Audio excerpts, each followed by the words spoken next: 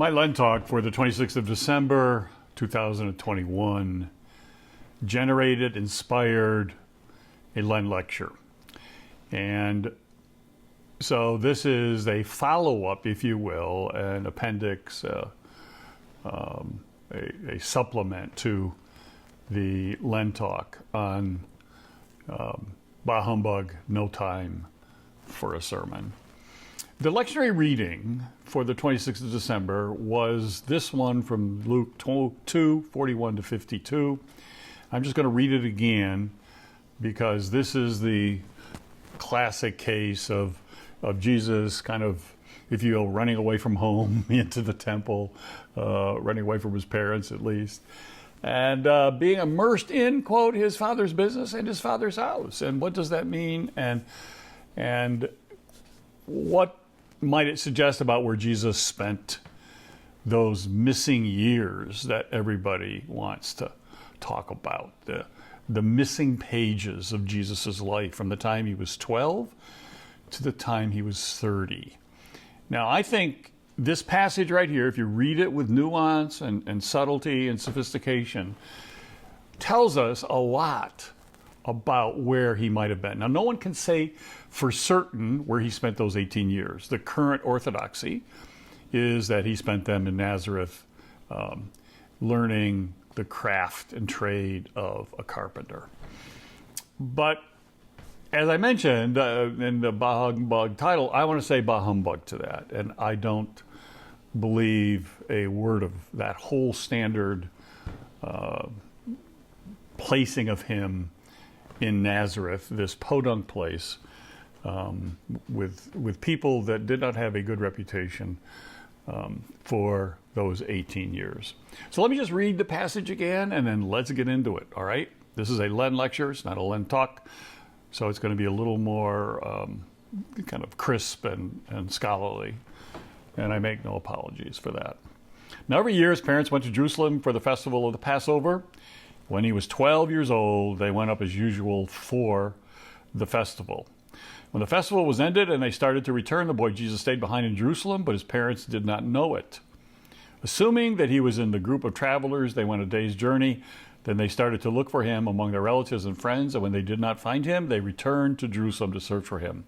After 3 days, they found him in the temple, sitting among the teachers, listening to them and asking them questions. And all who heard him were amazed at his understanding and his answers. When his parents saw him, they were astonished. And his mother said to him, "Child, why have you treated us like this? Look, your father and I have been searching for you in great anxiety." He said to them, "Why were you searching for me? Did you not know that I must be in my father's house?"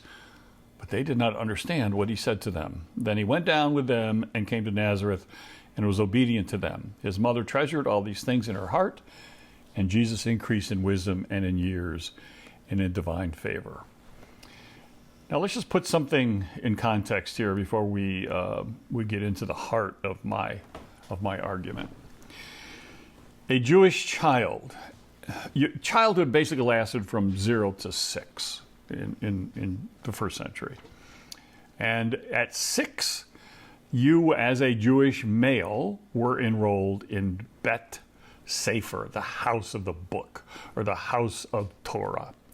Now, depending on the wishes of the husband, the male, the patriarch of the house, he could also enroll his daughter in what today we call synagogue school. But it was up to him. And some girls were educated, we know, in Bet Sefer.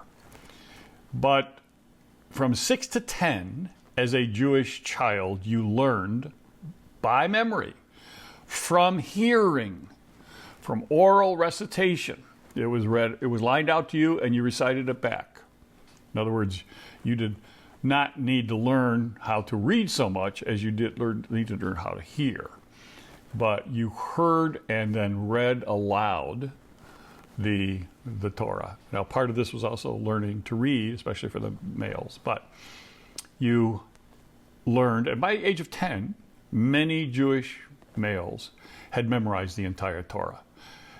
They had learned it, not just by rote, but by heart. They were also not to bring any questions to their learning and memorization of the Torah.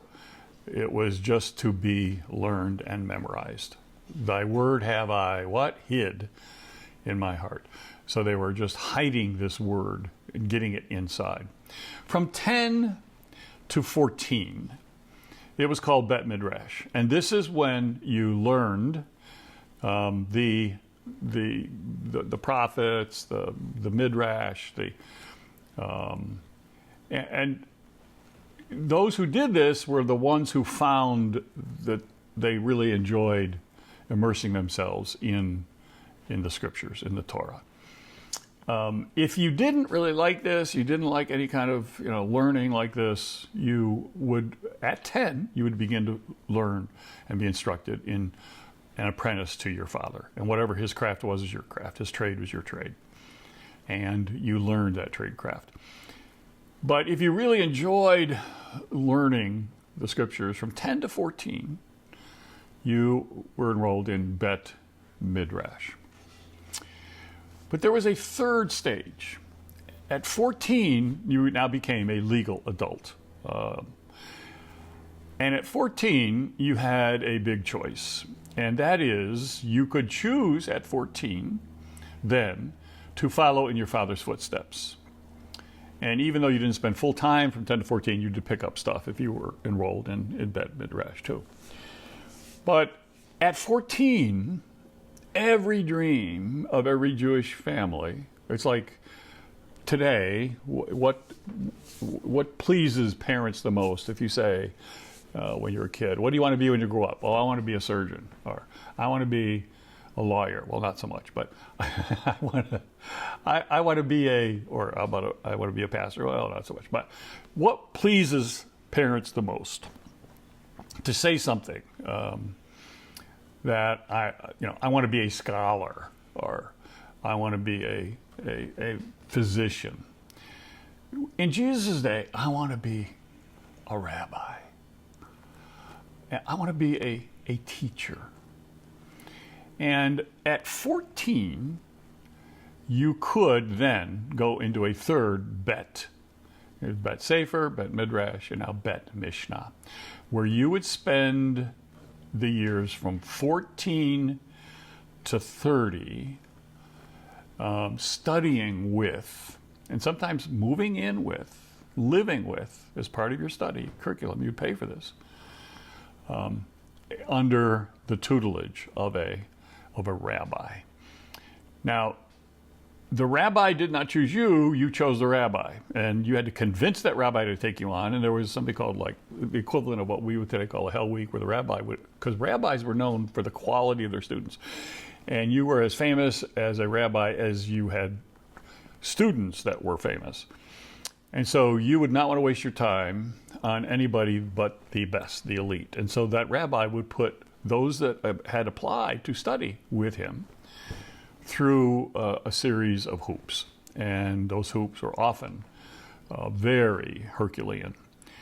And so the student would then be chosen by because the rabbi could say, no, I'm not taking you on. And so you would choose then with whom to study, and that was kind of passing through that week of hoops and obstacles was the determining factor of whether that rabbi would take you on.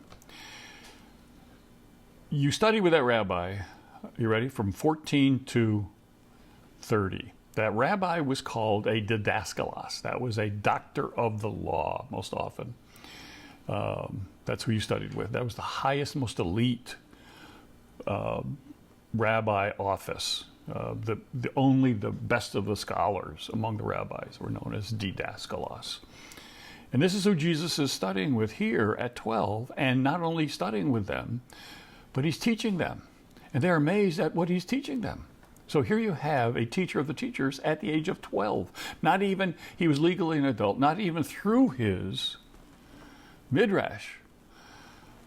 But the question becomes, what does Jesus do at age 14?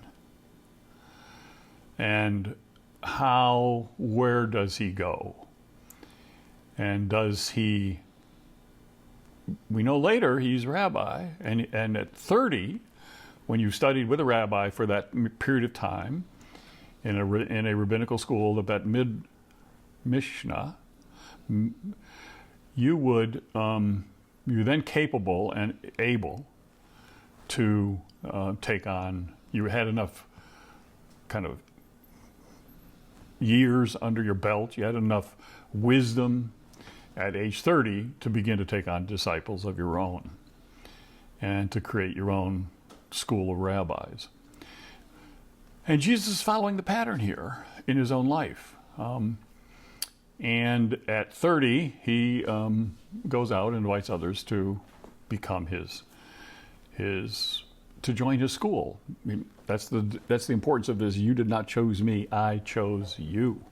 And so he flips this tradition on its head and invites people of whatever age to become his disciples and enter his seminary, if you will, the Jesus seminary. But the way the traditional passage has read in the telling of this story, wherever you go, and even in one of my books called Jesus, a Theography, I have this chapter on the missing years, where I just deferred to Frank, my co-author, and let him write it, because what I'm going to present to you today is, in this little Len lecture, is so far afield from what you're accustomed to hearing that we just decided it might take focus away from what we really want to focus on, which was the story of Christ, the story of God, and make it more about who's right about these missing years. So the irony is I have one chapter in one of my books that I've written that I don't believe a word of it. And this is the missing years chapter in Jesus, a Theography. So I'm going to share with you in somewhat Socratic form the way in which they learned back then, which was not a lecture, even though I'm calling it a LenLecture, but in Jesus' day, it was very Socratic. And what they would do, especially the Jewish method of teaching, was that you'd ask a question and then you get an answer, and then that answer would bring up another question. And so the teachers were actually the people who did the questioning. And so by helping people answer it in the right way, they came to their own conclusions. Now, the truth is recognition. You're recognizing what you already knew based on the kind of questions that are leading you to a conclusion. So I'm going to play with that a little bit here, but I'm also going to say that the person that has in some ways emboldened me in this idea, this notion, the semiotics, if you will, of where Jesus spent those missing years, the missing pages of his life, is not part of the academic establishment. He's a British surgeon physician. His name is Adam Bradford, and he learned on his own. He's an autodidact. He just learned on his own Greek and Hebrew and did his own study. And in his spare time, this was his hobby. And I'm in profound disagreement with him about some things, especially his interpretation of Joseph and some other things here. But the idea that the importance of this word didaskalos and what it means, and to understand, to connect the dots of the Jewish culture. I mean, Kenneth Bailey is getting us to do this. Some others are really helping us here. And so I want to say thank you to Adam Bradford for kind of inspiring me and emboldening me to move in a non-traditional direction that says, to the reigning orthodoxy of how to interpret these missing years, bah humbug to you. I just think you're wrong. So let me portray here briefly kind of where I think Jesus' unwritten life and mission preparation took place. Every age finds its own version of Jesus, but there's only one Jesus to find. And that one Jesus transcends being bound to the captivity of any one culture or any one period of history, as the historiography of the last 5 centuries of Jesus scholarship reveals. But it still important to get as accurate a picture of that one Jesus before each age adds its own coloring and chiaroscuro. The very stones cry out for us to see the truth behind the tradition. At the same time, the dangers of this kind of study are well advertised by the landscape of corpses left by previous generations. So what I'm going to portray now is my reading of the text that is admittedly speculative. I mean, nobody can say anything about these years definitively. We're all speculating. We're all using our biblical imagination here. But I'm doing it in a way that encourages you to see Jesus in a way that you may have missed, in images that we may have ignored, in contexts that we may not have noticed. So let's begin. Scholars of the last century have invested heavily in the portrayal of Jesus as a poor, uneducated pariah. For some, a peasant Jewish cynic. For others, a fringe revolutionary who taught a subversive, radically egalitarian, socio-ethical body of wisdom. For still others, mixtures of both. For still others, simply a Palestinian peasant. There are obvious problems with such portrayals, and I don't want to spend a lot of time on them, but just let me mention a couple. What did these gifts fit for a king mean?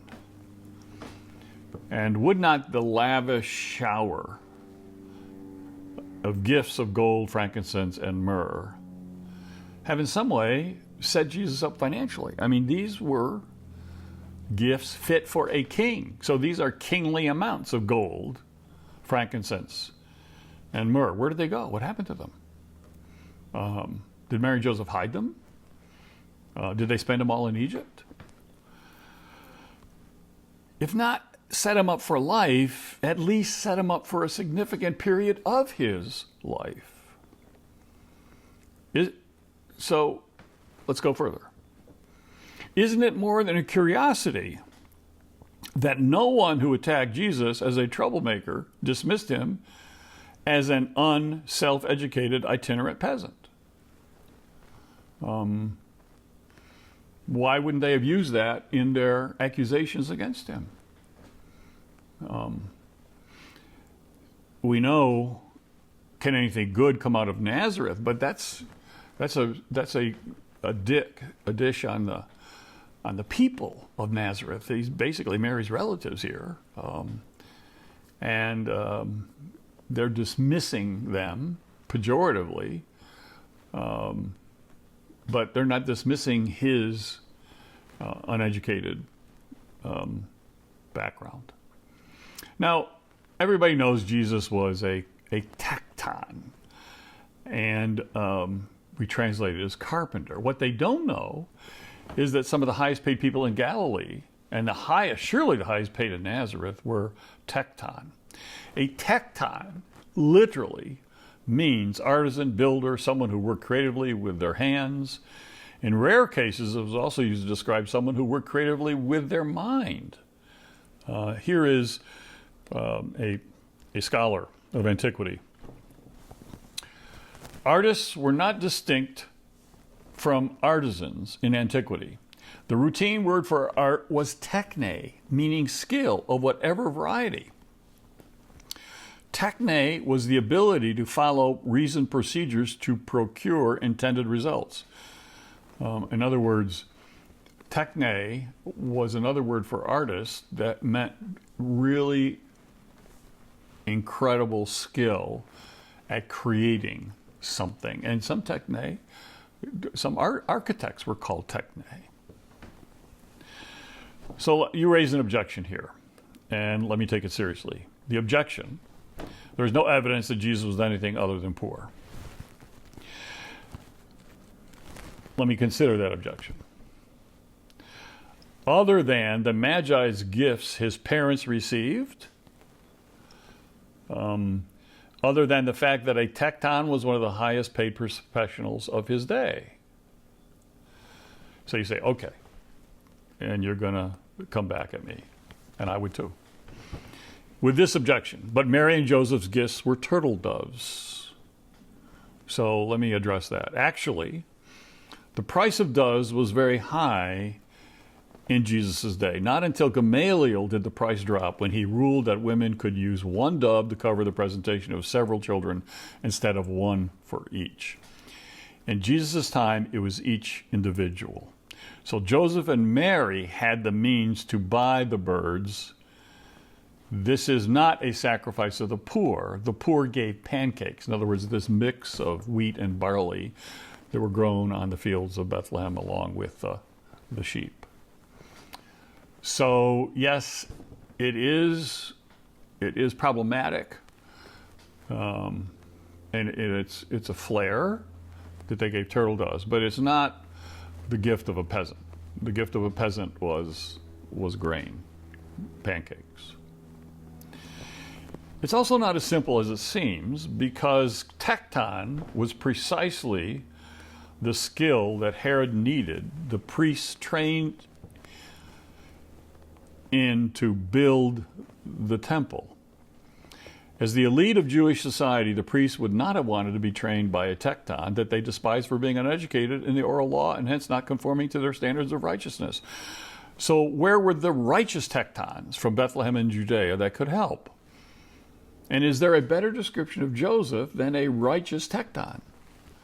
Jesus is never called an architecton, master Techton, but it's the very term Paul, a leather worker, that was his skill, was sewing leather, chooses to describe his ministry as an imitation of Christ, a master Techton. So, objection. You go, well, show me the evidence of master builders training priests. Well, how about Josephus's Antiquities, chapter 15, book 11, and his argument that some Techton were used to train Jewish priests to do the work of Techtons.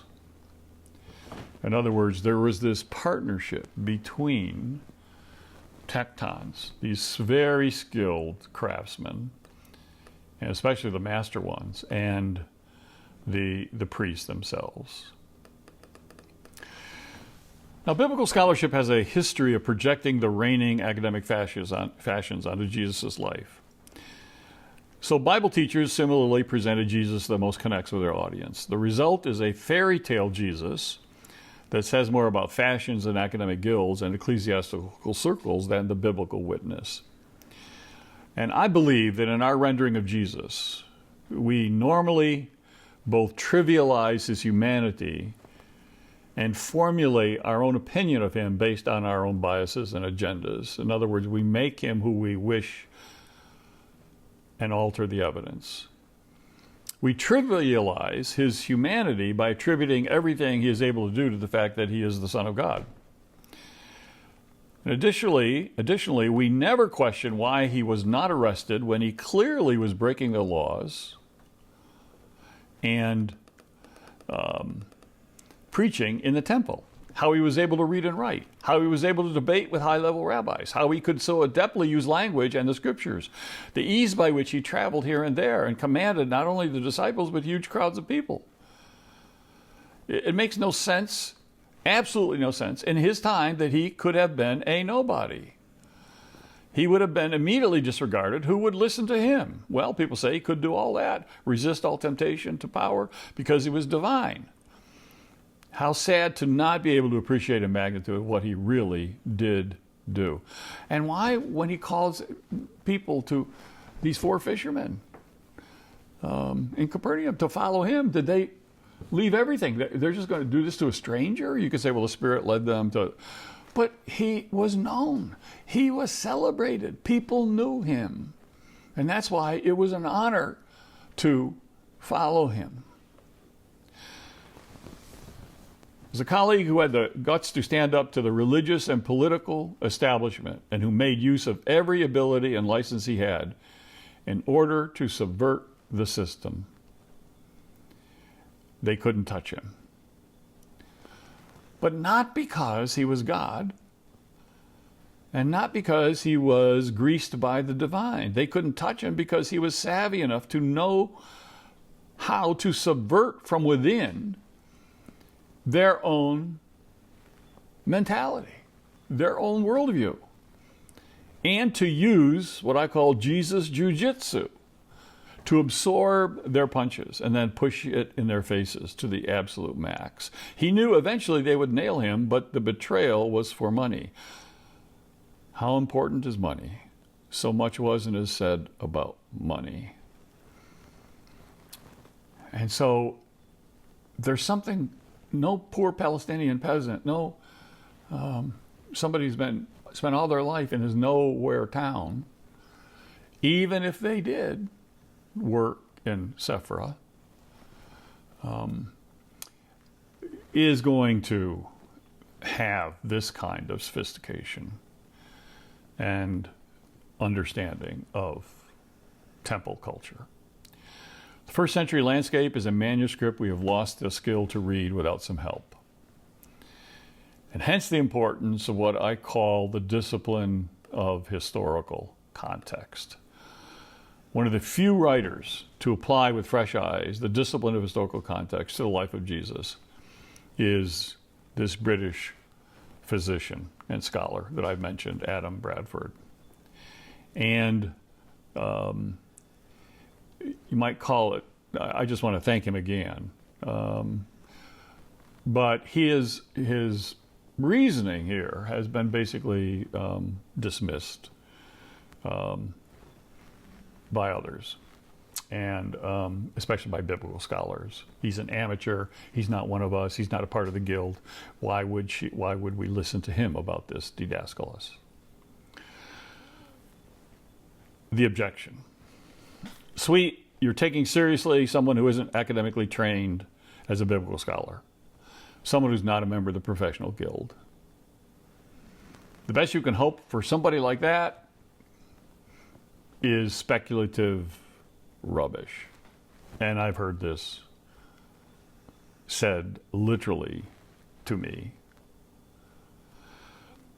My objection considered. Well, simply because someone can't produce the right credentials doesn't mean they can't produce helpful insights.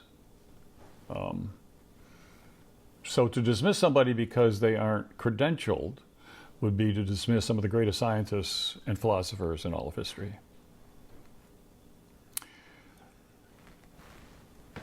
The objection. Come on, sweet. Read the best scholars in the field. None of them argue this. This never comes up. Objection reconsidered. Read the best scholars in the field of biblical studies 100 years ago, and lots of what biblical scholars are talking about today never comes up either. So read Matthew 13:52. So in my alternative scenario of Jesus' missing years, I want to highlight some of the significant signs and clues, some of it in Jesus' own words, and in the words of the gospel discourses, as well as first century historians that point to a very different picture of Jesus. The Jesus of this alternative scenario is, in my view, more authentic, more stunning, more powerful than any image of the man, human and divine, we've had in the past. And here is where we begin our digging. And here is where I want to begin the next part of this lecture on Jesus's missing pages, Jesus's unwritten life and mission preparation. the semiotics of Jesus' missing years.